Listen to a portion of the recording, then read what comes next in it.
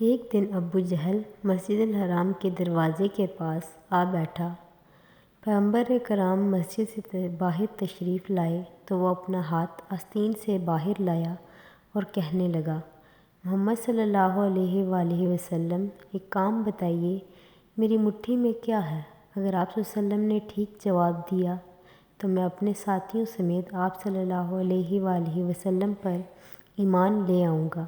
حضور صلی اللہ علیہ وآلہ وسلم نے فرمایا، تمہارے ہاتھ میں ایک دیا ہے جو ٹاٹ میں لپٹی ہوئی ہے۔ اس ڈبیا کے اندر 3 موتی ہیں، ان میں سے ایک سوراخ شدہ ہے، دوسرا آدھا سوراخ شدہ اور تیسرا بغیر سوراخ کے ہے۔ اس ڈبیا میں ایک لال بھی ہے جس میں ایک سرخ کیڑا ہے، کیڑے کے منہ میں سبز پتی ہے۔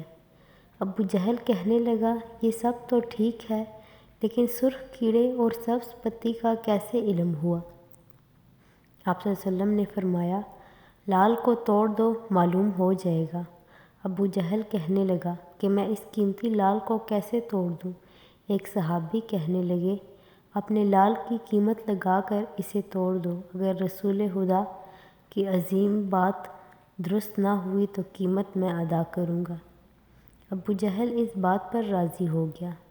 جب لال توڑا گیا تو سب نے دیکھا کہ اس میں چھوٹا سا سرخ کیڑا منہ میں سبز پتی لیے ہوئے موجود تھا۔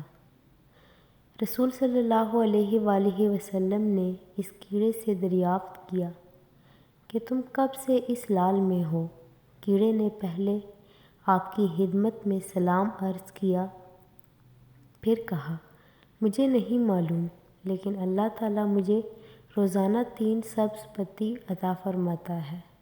آپ صلی اللہ علیہ وآلہ وسلم نے فرمایا، تیرا ذکر اور تسبیح کیا ہے؟